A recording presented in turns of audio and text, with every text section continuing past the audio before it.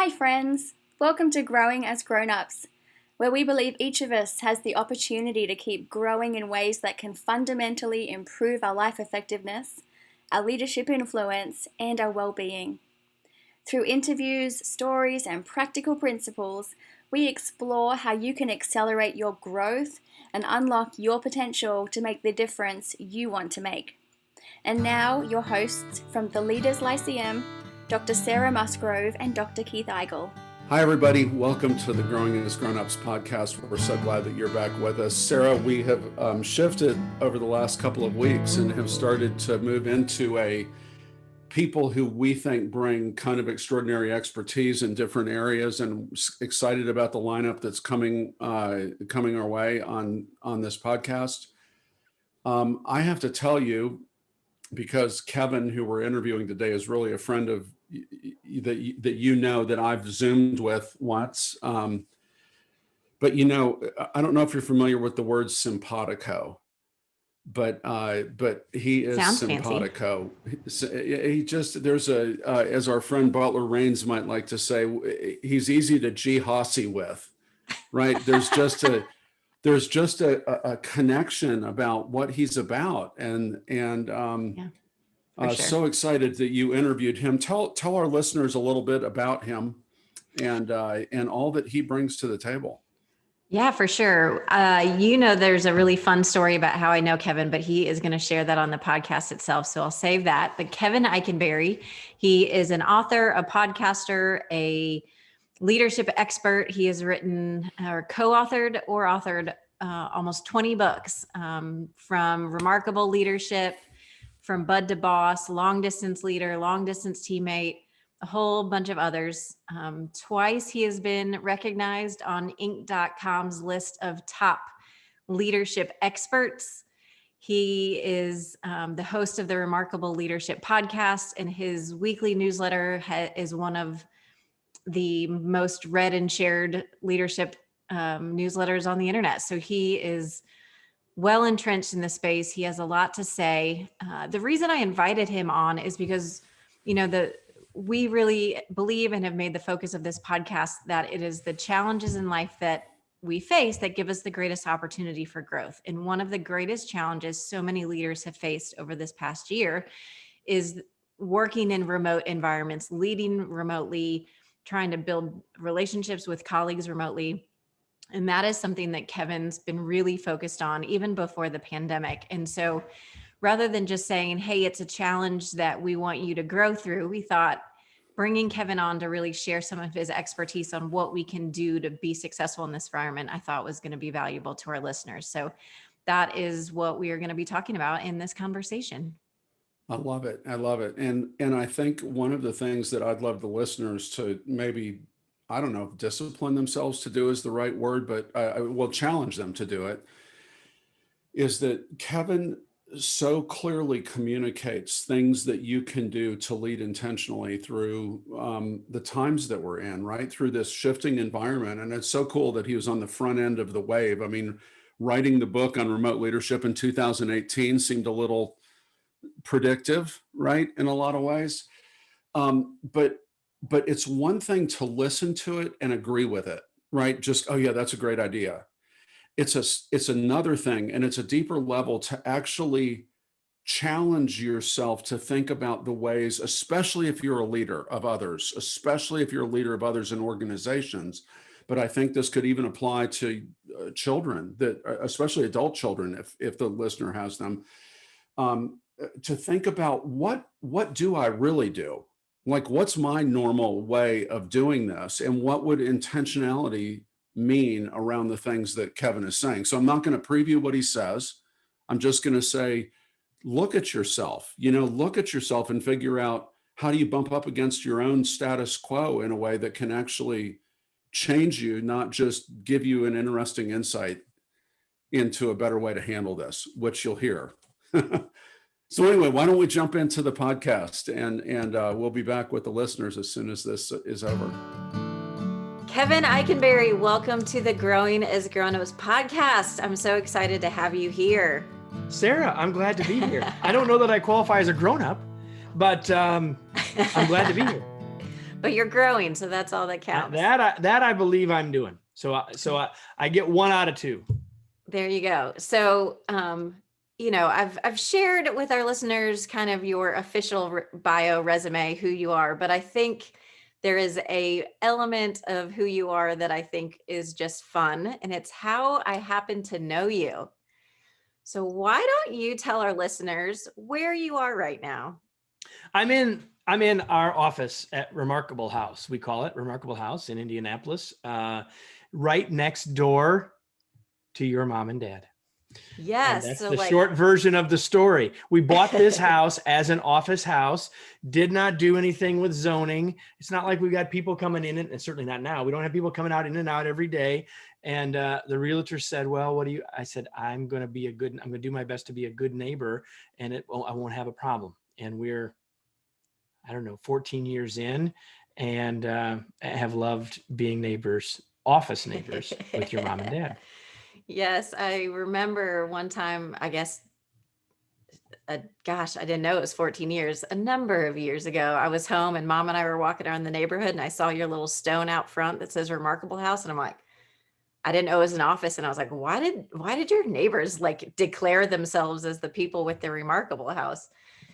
And then my dad told me about you. And finally last summer, I was able to arrange a visit to come over and hear your story and get some advice from you. So honestly, Kevin, a lot of the credit for this podcast even comes from our conversation we had, where you kind of sparked this energy in me to get out and figure out ways to continue to have influence and expand our reach, even when COVID made our normal ways possible. So for that, I give you a lot of credit. And so it's fun to finally have you as a guest on our podcast. Well, when you reached out and asked if I would do it, I was thinking, I'm excited. I mean, I'm fortunate and blessed to do a lot of these, but I've been looking forward to doing this. So glad to be with you. Awesome. Well, let's just jump right in. You, like us, work in the leadership space, but what I found is that everybody has a different definition of leadership. They have a different way that they conceptualize it and make sense of it. So for you, when you think about leadership, when you teach leadership, what does leadership mean to you? Well, first of all, it is not a noun, it's a verb. And we're only doing it if people are following. Like if you think you're leading, but no one's following, Sarah, you're just taking a walk. So that's the first thing I would say. But what I would say beyond that is that leadership is all about moving towards desirable outcomes, future results, something different or better than what you have today, with and through other people. So it's always about outcomes and others. That's great. Now, your brand specifically, as we've mentioned, your office is called the Remarkable House. Your kind of main brand is Remarkable Leadership. So what is remarkable leadership? Well, a number of years ago, the book Remarkable Leadership came out in 2007, the same year that we moved our office to this location, as it turns out.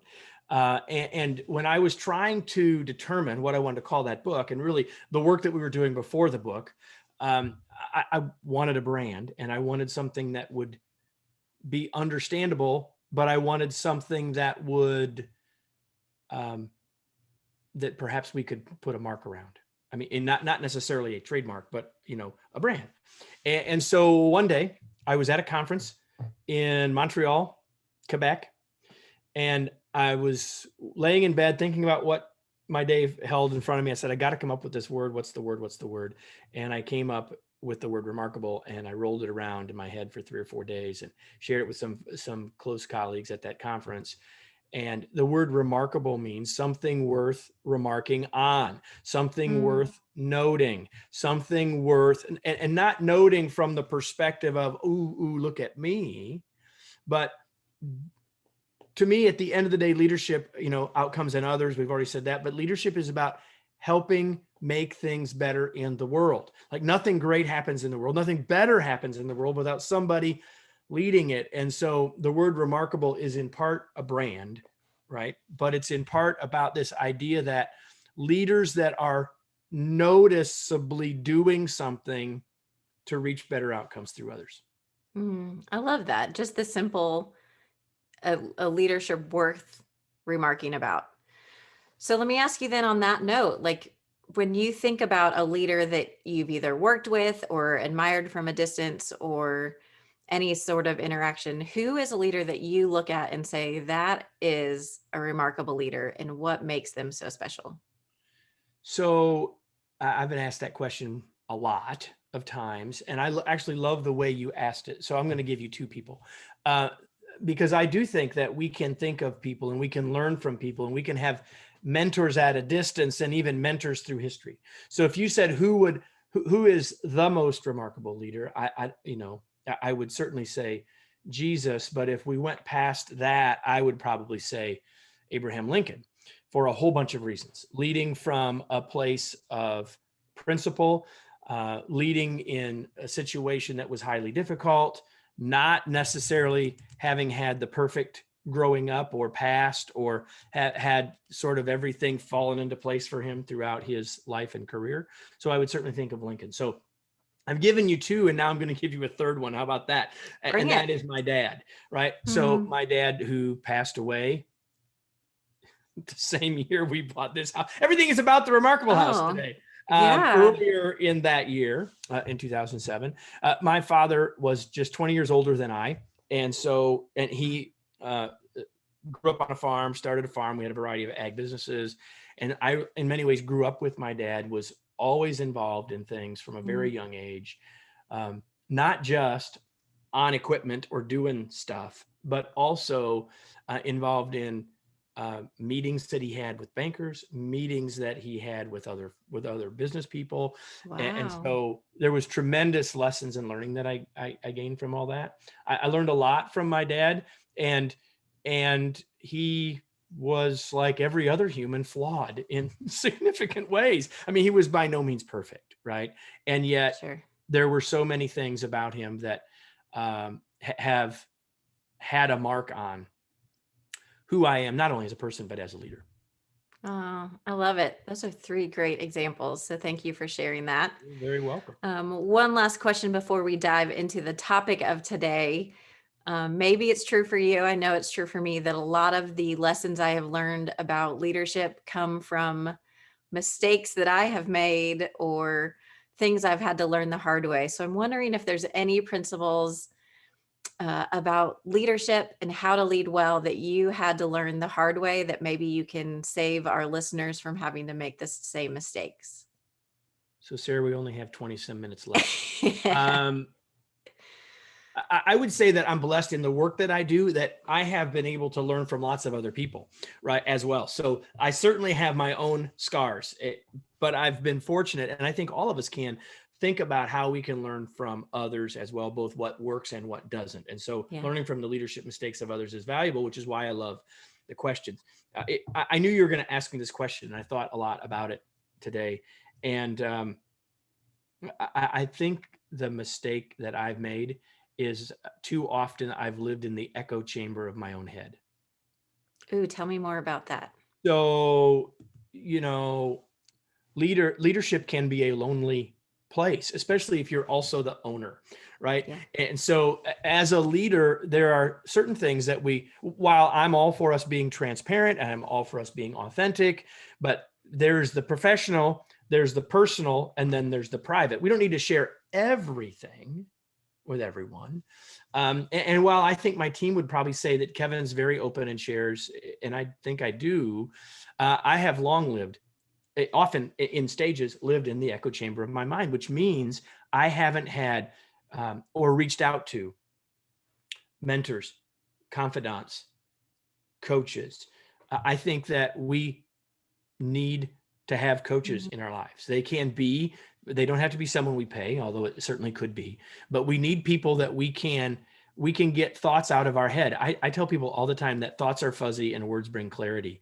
And the longer that we just roll it around in our head, thinking about something is great, but when we talk about it, it helps us tremendously, right? I have the advantage of writing about stuff all the time on a blog and in newsletters and everything else, and in books. And so, I've learned a tremendous amount from taking my mistakes and everything else and getting it into words. But too often I haven't sought out or really used the people that would help me clarify my thinking, reduce my anxiety, and in many cases help me better understand. Because as long as we roll things around in that echo chamber, we're not likely going anywhere with it. It becomes this like cyclical thing. We need to have someone else speak into that, or at a minimum, we need someone else to listen. So when we talk about it, we can clarify it for ourselves. I think that's so great. And that's something that on a recent podcast that Keith and I kind of went through some of the best practices of leadership that we've heard from the people we've had on our podcast. That is a consistent theme of people saying, you just can't do this alone, right? Even when you are supposed to be the expert, you are, the head of the company, even you recognize, I need other people to speak into this and be on this journey with me. So I love that. I wrote a blog post a long time ago, Sarah, something about John Wayne and that he didn't serve us very well. And I got some comments like, what's wrong with John Wayne? There's nothing wrong with John Wayne. But the point is, it's that, I'm going to handle it. I'm going to take care of it. The singular hero figure. And I only use John Wayne as an example, but the point is, that's not the right answer. It does not serve outcomes, and it doesn't serve others. And it certainly doesn't serve the third O, which is ourselves. Yeah, that's really good. So let's talk about why I wanted you on our podcast beyond just the fun. Because you couldn't find anybody else, and you knew I was your parents' neighbor. I know why you really did it. You wanted mom and dad to actually listen to this podcast, and now they might. They might. We'll see. We'll see. I knew if you said no, my dad could come knock on your door every day until you said yes.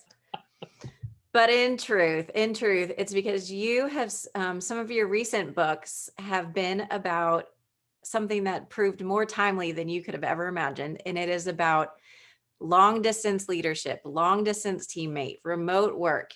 So I have this book that you gave me, The Long Distance Leader, that I didn't realize you wrote in 2018. Yeah, it came out in 2018. Way before we ever knew COVID and the pandemic and quarantine and everything was going to happen. And so you were ahead of the curve. Last year, I had just finished this one, The Long Distance. Yeah, there you go. Long Distance Teammate. So we'll make sure to link everybody to your resources. But I'm curious as we go through these questions, how much is going to be different from when you wrote this book 3 or 4 years ago, whenever you actually wrote it, to today. But when you think about what it takes to lead remotely, what is different? What's the different dynamic traits, anything? Like, what's different about leading remotely than leading in the more traditional co-located office space? Well, it's almost all nuance, right? So here's the thing. And in that book, we talk about rules. In fact, the subtitle of the book is Rules for Remarkable. There's the word, remote leadership. And the first rule is leadership first, location second. So, if you're following Keith and Sarah, and if you're here watching or listening to this podcast, you're trying to be, or you're a student of leadership. So you're already doing a bunch of stuff right as a leader. What's changed is not leadership. What's changed is context, which means what's changed is that the things that are different are super important, right? But it's not, we still have to coach. We still have to communicate. We still have to do 100 things that it means to lead. But some of them we now have to do differently. So the first thing I would say is it's much more about nuance than like, where do I need to start over? And I actually think that's an important side note. And you can say about it whatever, go there if you want. The side note is this, that when we as leaders try to create or lead or influence change in our organizations, we spend all of our time, or most of our time, focused on what's changing. People have to know what's changing, but not everything is changing. And if we will spend more time letting people know what's not changing first, or in conjunction with it, it will make it easier for people to say yes to what's changing, because it doesn't feel like they're on shifting sand, right? It gives us an assurance that we can get there because it's not all different. And now everyone's been doing this for a year and they know it's not all different, but it's different in important ways. And for us as leaders, if you forced me in a short segment like we're doing here to say, what's the thing you got to do different? You've got to be more intentional about everything. And you've probably got to be more proactive as well. And we'll just take one quick example. In the hallway, co-located, walking down the hall, you could see if someone had consternation on their face as they looked at their laptop, and you probably would stop and check in. You could see, you could say good morning, you could make connection. Now we're living in a world of transactions when before we had much better chance of creating interactions. And so we have to be more intentional to create interactions, which means here's what happens, right? Hey, Sarah, I know you're busy. I know I just need a second of your time. Here's my question. Thanks. Appreciate it. That's a transaction. But and there was some of that when we were down the hall over the cubicle wall, right? But far more often that transaction became an interaction. And we talked about something else beyond the work and the weather, or even if it was just the weather, it was something else that helped to maintain or grow our relationship and trust. And those things are harder to do now unless we're really careful. Yeah. I mean, it seems so true, both, thinking about the years that I spent working in an office where I was in the cubicle farm, and the people that sat at the desks next to me, it was, hey, how was your weekend? And you just really got to build those relationships. And now I work from home most days. And I feel like I'm missing out on the lives of my coworkers, and it's more of a chore to check in and see how a project is going. So the intentionality, what's your advice to people about how to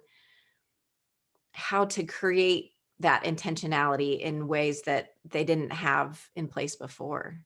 Well, first of all, we probably need to be intentionally communicating more frequently, because some of it just happened automatically or accidentally or incidentally before. So number one is figure out what kind of communication rhythm you want with your team members. Talk with them about creating that rhythm. That's the first thing.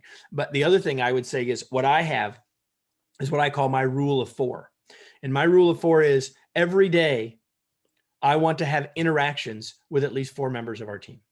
Now there are 13 of us total. They don't all work for me directly, but I'm talking about 4 out of 13, or I guess 4 out of 12, not counting me. So I'm saying that every day I want to interact with a third of them. That doesn't necessarily mean on a webcam, although it might.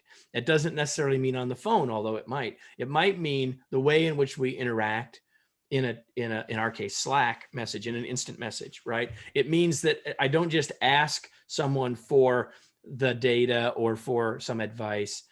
We go a little further, right? There's a little bit of laughter, even if it's in a Slack message or whatever. So I'm trying to say to myself, if I don't do that 4 times a day, I haven't been successful today. I don't make it every day, but I guarantee you I make it far more often because I've set a goal for myself and I've set a standard for myself about it than I ever would otherwise. Because otherwise, what happens? The urgent wins. See, this is important, but the urgent will otherwise win. Always. Yeah.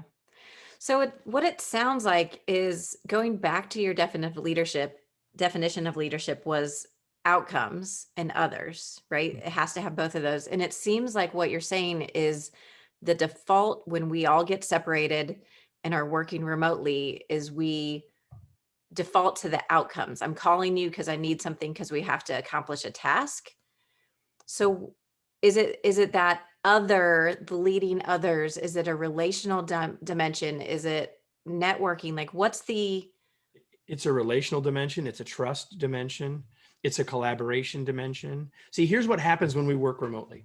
What happens, generally speaking, everything else being equal, is the longer we're working remotely, the more we're looking at the same 4 walls instead of the walls in the office where there's a whole bunch of other visual cues and clues along with the folks, is that we become more insular, we become shorter term in view, and we see our work, our job as our work.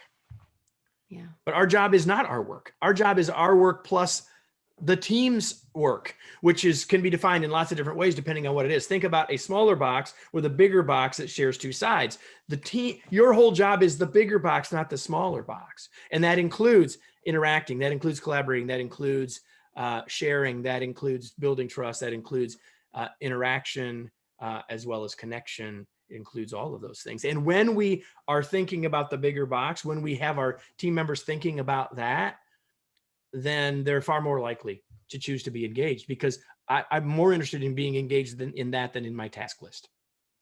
So it sounds like another element of leadership is not just the leader being intentional about connecting with the employees, but the leader being intentional about facilitating connections among the team. So here's the thing. First of all, if you're not doing it, ain't no chance they're going to, because they're watching you, right? Like, people say to me, well, I'll ask them, well, think about a great leader. Well, they're a role model. I said, every leader's a role model.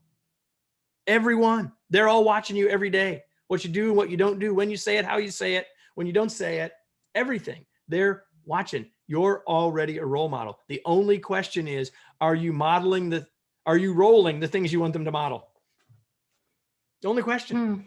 And so if you understand and value this connection, relationship building piece, then it's far more likely that they will. Yeah. Now, there are other things that we can do to facilitate that and to encourage it and all of that. But if we're not doing it ourselves, exhorting them to isn't going to help. Yeah. It's not. I heard a conversation you and your co-author Wayne had on your podcast talking about the intentionality of the word choice in your title of your new book, teammate, not team members. So you want to talk about that real quick, just to kind of expand that point a little more? Right. So it says two boxes, right? Bigger box. So here's what's happened in the last year. Ask people what they do. So, well, I work from home. Oh, okay. Well, that doesn't say anything, right? That's different than saying I'm a remote teammate. I'm a part of a remote team. That's something different. It's saying something about how you view your work, not where you do your work. Mm-hmm. And so to me, there's a big difference between working from home and being an effective teammate. And teammate to us means something more than being a member of the team. I can be picked for the team. I can be selected to be a member of the team. But when I'm a teammate with you, Sarah, that changes my expectations of you and my expectations of myself. There's a level of care. There's a level of interest. There's a level of support. There's the need for encouragement. And those are the things that are the choices that we make when we choose to be engaged. So stay engaged, subtitle, stay engaged and connected while working anywhere, right? Yeah. That's the big idea of the book. So be intentional. That was one of your big advices. Is advice is a word? Pieces of advice for your leaders. What else would you say to people who are, and I guess, is there a difference if the leader is being remote and the whole team is remote, or like if the leader is leading a few people who are remote? Is there any difference in the makeup of that?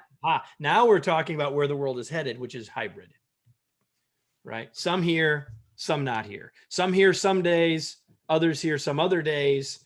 Seldom are we all here, and the varieties of that. If we think about it this way, before we had most everybody in the office. Think about a rainbow, right? That's red, right? And what we moved to was the other end of the rainbow, which is violet. Everyone's at home. And don't pay no attention to the colors. I'm just using the metaphor, right? And where we're going to be is somewhere in between. Roy G. Biv, right? We're going to be somewhere in orange, yellow, green, blue. We're going to be somewhere in the middle, and exactly what it looks like is all of that is going to change all of this again. The simplest thing I will say about it is this, that if you've got one team member that's remote, you have a remote team. But there's far more to this when we go to this hybrid than there was even when we were at either end of the spectrum, right? And our hope is that we can help people create something that's better than either of the other two long term. Interesting. That's really the focus of our work right now. So let me ask you this. It's a theme I've heard from a few people, is kind of the hope that this last year has been really hard. A lot of changes we weren't prepared for. We've suffered, but maybe on the other side, we'll have learned something that will make things better going forward. So your response about kind of this middle of the rainbow being better, what do you think is going to come out of this last year that you hope will last, that you hope will be a leadership quality or behavior or practice that continues because it makes people better leaders, leading to better outcomes? We have been leading during an age of empathy. And so for the first time, for many leaders, their eyes were opened to the fact that, oh, empathy really matters here. And not every leader's done that. And not every lesson we learn in a situation do we hold on to, right? And not every hybrid team is going to be better than either end, right? For lots of the same reasons. That's our vision of what we can create, is something better than either end of the spectrum. My vision is that leaders will remember the value of, the importance of, the criticality of empathy for our team members. I think for many, they figured that out and have done a better job with it. And it's my hope that we don't forget the lesson. So I personally love the concept of empathy. It's a part of a lot of the work that I teach. But I get resistance from a number of people who say, oh, that's too personal. It's too touchy-feely. It's not my job to know about somebody's family. That's their private world. How do you convince somebody the value of empathy if their natural reaction is the more, it's not personal, it's business approach? I just had, I used this phrase, I think I used this phrase a few minutes ago. I had a gentleman on my podcast, the Remarkable Leadership Podcast, the other day. His name is Minter Dial. And I can't remember, I'm looking right now. I don't know if I see his book to tell you the name of the book. But here was the thing he mentioned to me that I absolutely loved, that we have a professional life and lens, we have a personal life and lens, and we have a private life and lens. And I think people that have that resistance are lumping personal and private together. As a leader, we don't need to share everything about our innermost thoughts, workings, etc. But we need to be in that personal realm. And it's the same with our team members. And I want to give him all the credit because he gave me a handle to talk about what I've been talking about for years. And there's the difference. There's a difference between being able to connect with someone personally and knowing everything about their private lives. Like, we all know someone who's like an oversharer, right? You don't have to be that or ask them to be that. But a big part of trust is a sense of emotional closeness. That trust is not only trusting what people say and trusting what people do, but it's also having this sense of emotional closeness. And the more of that we build with people, the more trust will grow and the more resilient our trust will be with them. And at the end of the day, people follow us because they know, like, and trust us. And so at that level, I don't know how you can leave that out.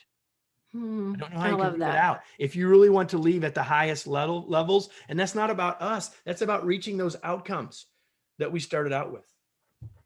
That's so good. I think I'm going to keep this little soundbite, and anytime somebody pushes back on it, rather than trying to say it, I'm just going to be like, listen to how Kevin explains it, because I think that makes a lot of sense. And I think I know what the clip you're going to use in social media is now. Maybe. I just think about the early days of, for me, I didn't work from home that much until March of 2020. And how many Zoom calls I was on, and I could hear my husband being on, where all of a sudden everybody's bringing their dogs onto the camera, and it's like stuff you would never do before. Let me be all buttoned up and let me be, in this very quiet professional space. And then all of a sudden my big golden doodle's jumping up in my lap, and I'm like, well, here's my dog. And everybody does what? Oh, what's their name? And it made such, well, let me get my dog. And it was this human connection that all of a sudden I'm not just Dr. Sarah who's on a coaching call. I'm Dr. Sarah who has a dog that she loves and acts funny with. It just, it did kind of change that. And I love that you called out the empathy. So Tom Peters, in what he says is going to be his last book, we'll see. It's just come out. It's called Extreme Humanism, and he would be clapping for this part of this conversation. Oh, cool. Not I'll extreme. have to look him up. I think, yeah, Extreme Humanism, I think is what it's called. It's brand new. Just come. I got my copy just the other day. I've read enough of it to know that you ought to have a copy. Everyone ought to have a copy. All right. I'll add it to my reading list. I know you're a big reader. I was going to ask you what you're reading. So, what am I reading? All sorts of stuff. I'm always reading what I'm going to have on people on as guests, but I'm also reading, I'm reading Tom's new book right now. And I'm going to be reading this here shortly because I'm going to have this guy on my podcast. The book is called Be Where Your Feet Are. So it's about being present, which I think is going to be really, really great. But I'm also reading a book right now, and I cannot tell you the author because I don't have it in front of me, but the book is called Work, and it's about the history of work. And I think I need to understand that better for all of what we're trying to do to help people think about the future of work. Oh, so good. Well, listen, we need to wrap up for the sake of time, but let me ask you, what do you have going on in your life right now that you are excited about? Well, I'm a lot. But I'll pick on just I'll focus on a couple things that really relate to what we've been talking about. We're about ready. I can't really say that yet. It's a little too soon for that, but we're spending a lot of time talking about the future of work and how to navigate hybrid organizations and how to figure out where we want to be on that rainbow as an organization. I believe that we are living in a moment that matters, and the decisions that organizations make now and how they make them in the next few months are going to be critical to their long-term success. I told my financial advisor, if I can figure out big companies that have solid competitors that have decided to bring everybody back, I'm not going to invest in them because they're going to be underperformers because they're going to lose talent. I mean, this is one example of all that. So we're trying to think bigger about all of that. And so I know I'll be writing about that on my blog at blog.kevineikenberry.com. And I know that I'll be writing a lot about that in our brand new LinkedIn newsletter. So called Remarkable Results. So if you want to connect with me on LinkedIn, I'd love for you to do that. Tell me where you found me, and we'd love to connect with you. If that's an area that you're thinking about, we're spending a lot of time there. And I just released a brand new course with LinkedIn Learning about creating your hybrid organization. So awesome. Excited about all that stuff. And long distance teammate, longdistanceteammate.com, longdistanceleaderbook.com. Yeah. I mean, we always ask people, how do our listeners find you? And you are a person who is all over the internet, all over social media. So there's so many great places they can connect with you, get on your newsletters, listen to your podcast, read your books, your courses, all that different stuff. So we will definitely, on our webpage, growinggrownups.com. If you go to the Kevin's podcast page, we will have all those links for you. Is LinkedIn your preferred place that you want people to connect with you? It's a great place to connect with us. I mean, obviously you can go to the websites and you can connect via email, info@kevineikenberry.com and all those sorts of things. But we're just finding, in part because I've done a number of LinkedIn courses now, that's becoming more and more a hub for me. And even with all as wonderful as email can be, with all the vagaries of email deliverability, those messages always get through. So it's becoming a place that I spend more time. All righty. We will get people over to your LinkedIn page. Any other words of wisdom you want to share with us before we wrap up today? Everybody keep listening to Sarah and Keith, and find people that speak truth that is accessible to you for you to become a more effective leader, because it's only with leadership that we can make the world a better place. Oh, beautiful. Well said. Well, thank you for your time, Kevin, and for your wisdom. And as you always sign off in your emails, you, my friend, are remarkable. Thanks, Sarah.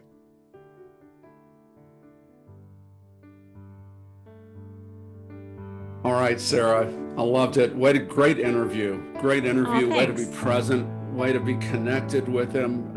You guys maybe have my two favorite radio voices. It's Well, just thank you. it was easy to listen to, and I was engaged the entire time. I tell you, one of the things that really stood out to me, especially as you got into this, we are in this challenging environment of a different kind of connection with people because of the pandemic. That responding to that need necessarily has engaged us in all sorts of technology that even changes the way we communicate with our family, Yeah. or others. Right? It's just it's everywhere now. I could go on and on. I'm not going to. The thing that I loved that he said, and I thought this was so important, is this intentionality and proactivity. Right? It's one thing to be intentional, it's one thing to be proactive, but when you can bring those things together around a goal of, like he said, 4 people a day, right? I'm going to connect with 4 people a day because of all the things that I'm missing in the environment that I would see if I just passed by their office or passed by their workspace in some way, or passed them in the hall. That how am I going to get what I'm missing in that time? And my gosh, I just thought that was amazing advice. Yeah, and when he carried that a step further and made the point about how our relationships have become more transactional and less relational, I thought was really convicting almost. I mean, you and I are remote 4 days a week, and I think a lot of times I only reach out to you to check on, have you done this yet? Do you need this? Here's this report, instead of just being what we used to do when we were in the office every day of, hey, Keith, how's it going? Like, what's going on in your world? That's a really professional way to say keeping me in line, but I like the way you said it better. Not at all. Not at all. I think that's really important. And I think, I'm a person who loves a system, right? So, and Kevin seems to be a little bit of the same way of having a goal of 4 people a day, that it's a small step, right? It's specific, it's measurable, it's attainable.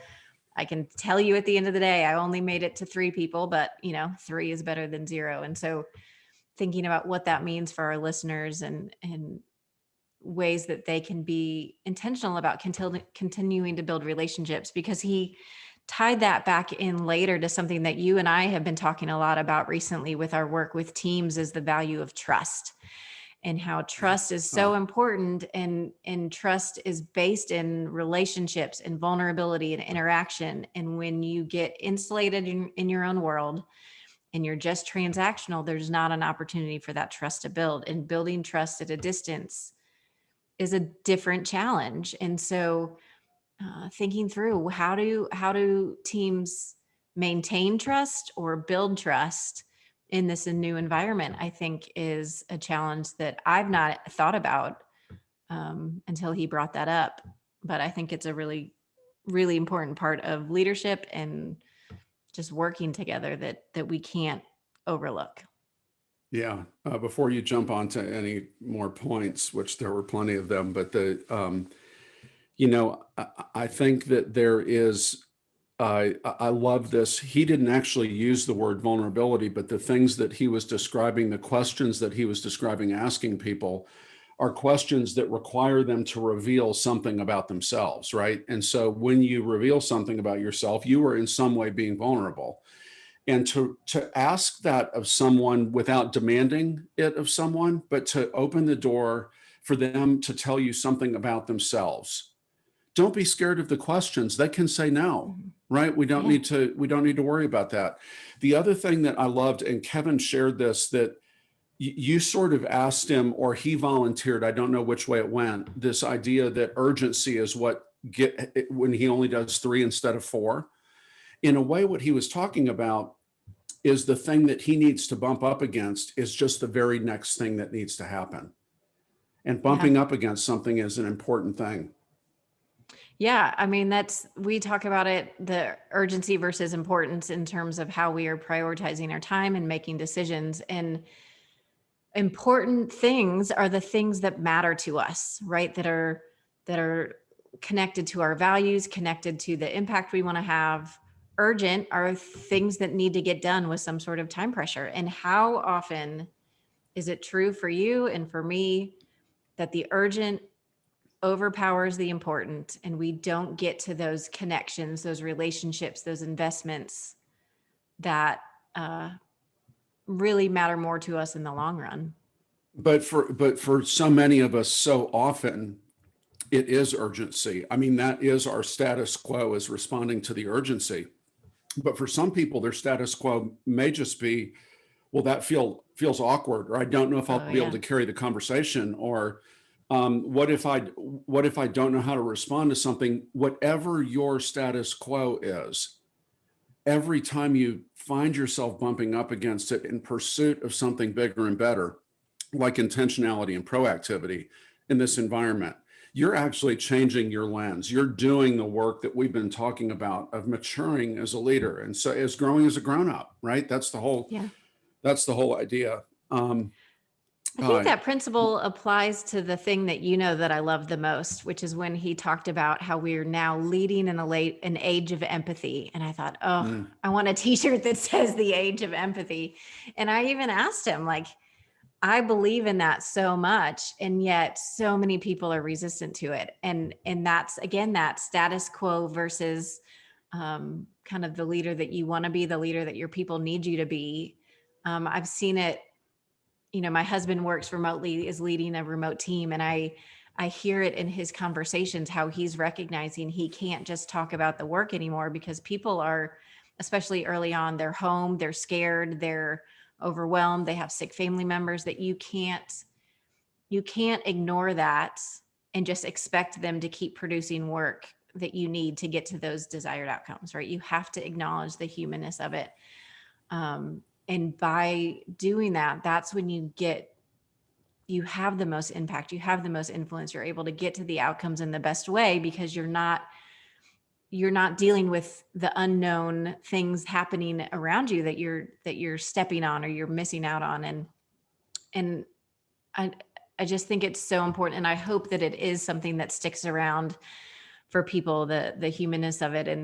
And you noticed, and for people who are just listening to us on podcast, we record these and put the videos on YouTube, but my sweet little goofy golden doodle just walked in the background of our video at the beginning. And so it's like, it just felt fitting for this episode. I was like, you know what, we're not going to edit it and take that out. We'll just let Rusty make a cameo appearance, because that is a part of who I am, is a dog owner. And so, but I think obviously there's more to it in terms of leadership and how, building empathy and modeling empathy and care for people, I think, is a really important leadership concept that I hope we don't lose. Yeah, me too. I knew, though, when he said it, that was going to be, ooh, he's touching Sarah's, like, that's her area. She loves it.